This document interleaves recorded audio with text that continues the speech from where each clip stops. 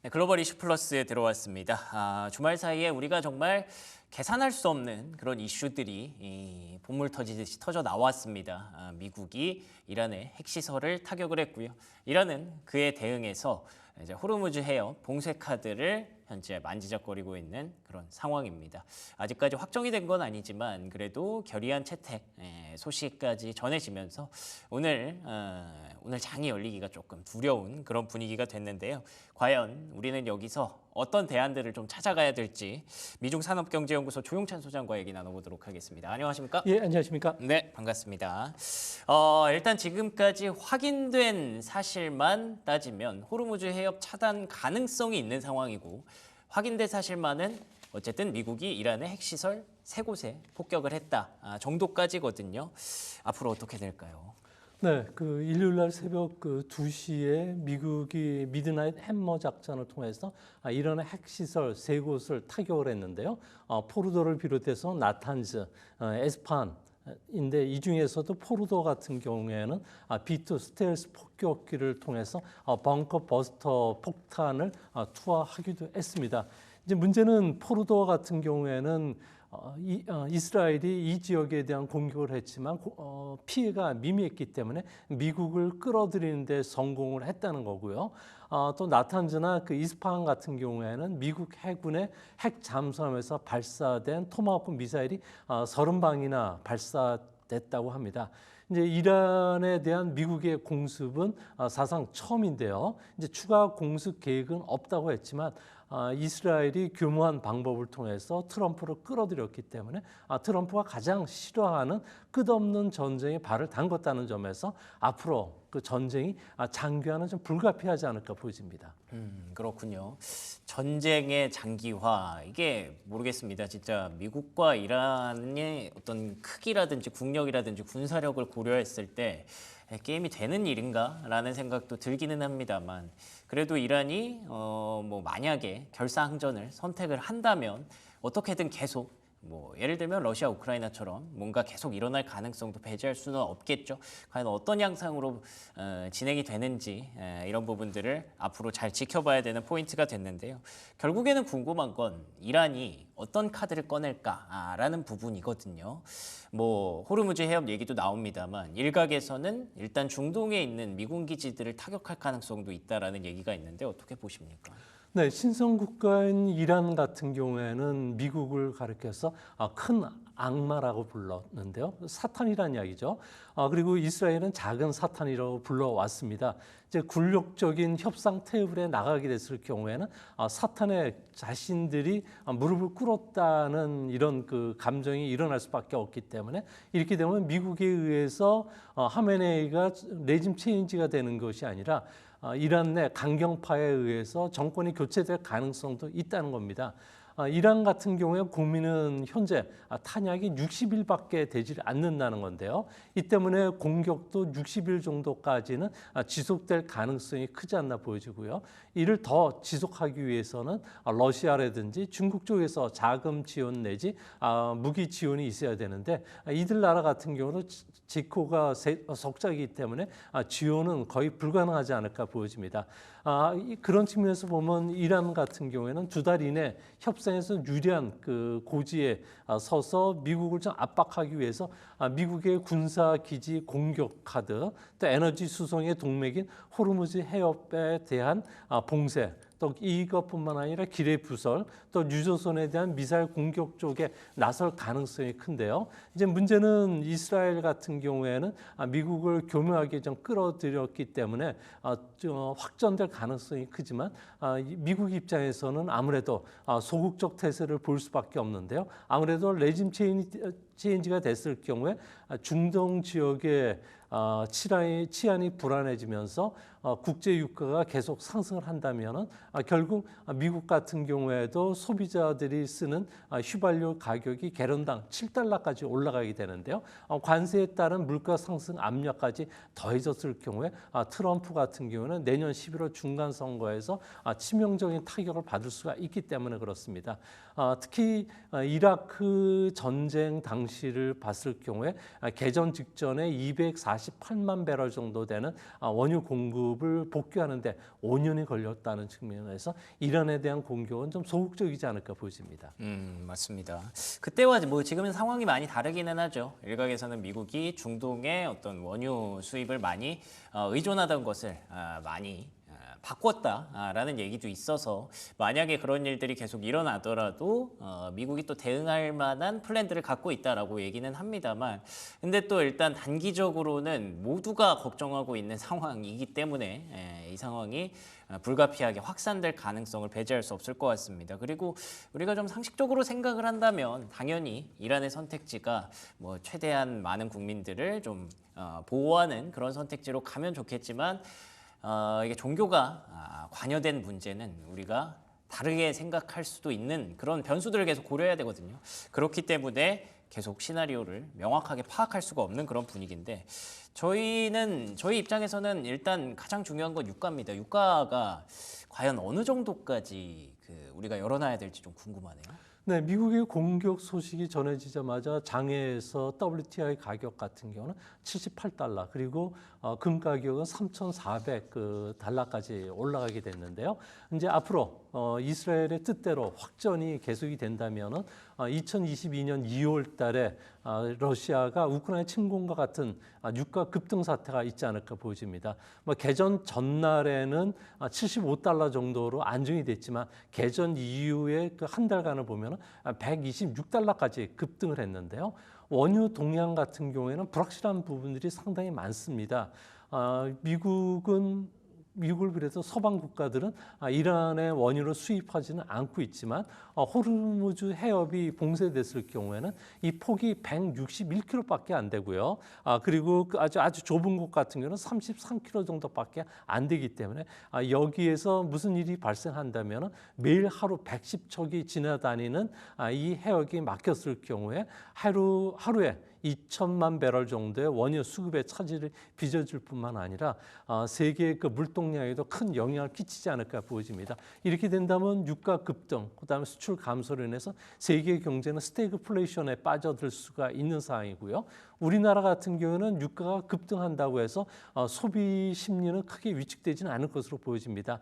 아무래도 민생지원금이라는 소비 쿠폰이 발행될 예정으로 있고요. 유류세를 인하시키면 소비자들의 가격 부담을 어느 정도 완화시켜 줄 수가 있다는 측면이 있습니다. 하지만 기업 입장에서 봤을 경우에는 다양한 석유 가격 제품군이 이제 올라갔을 경우에는 비용 부담이 늘어나게 되고 기업 실적 악화로 인해서 주가 하락은 좀 불가피하지 않을까 보여집니다.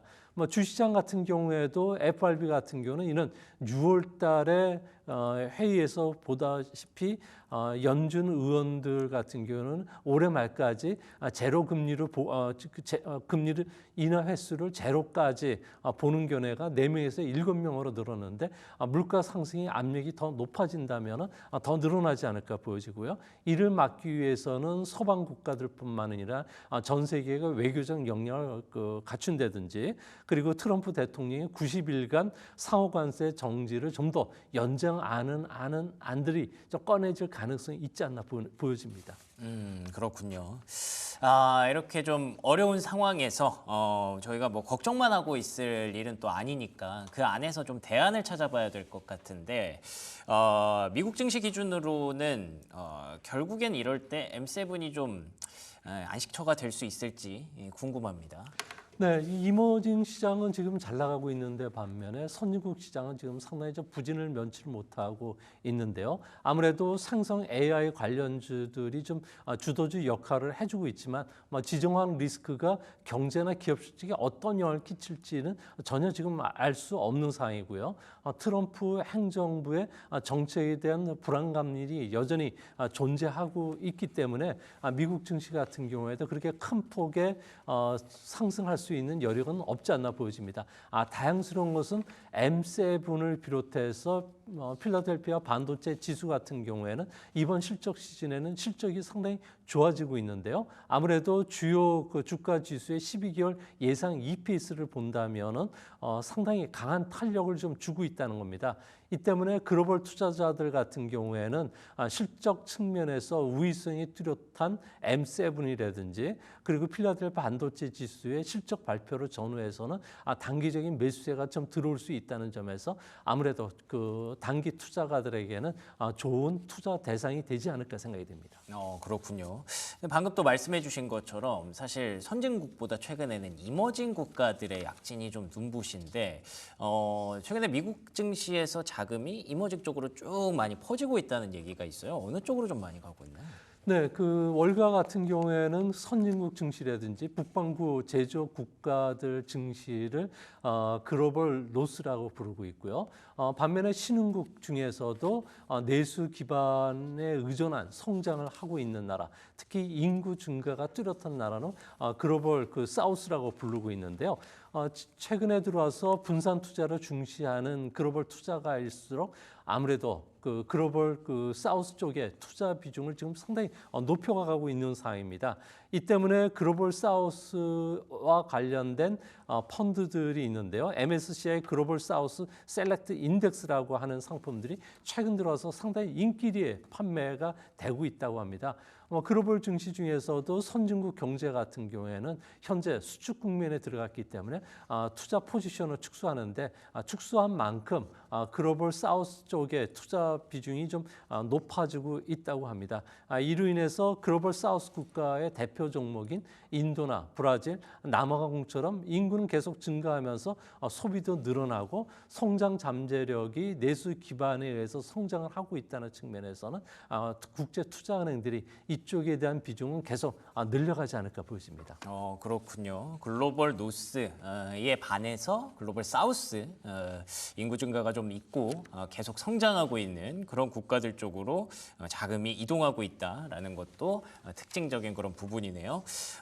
그러면 혹시 최근에 이런 분위기들이 이제 관세가 사실 3개월 유예된 게 곧 오거든요. 7월 초면 다음 주면 이제 오기 때문에 관세 정책에도 좀 영향을 줄 수 있을까 좀 궁금한데 어떤 변화를 기대할 수 있을까요? 네, 트럼프가 관세를 도입하는 것은 미국의 제조업 그 경쟁력을 강화시키는 측면도 있고요.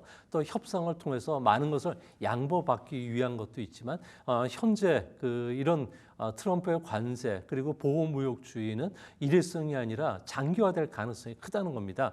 통상 정책이 이제 자유무역에서 보호주의로 완전히 전환이 되면서 히토리라든지 반도체까지도 확산이 되는 이런 움직임을 보여주고 있는데요.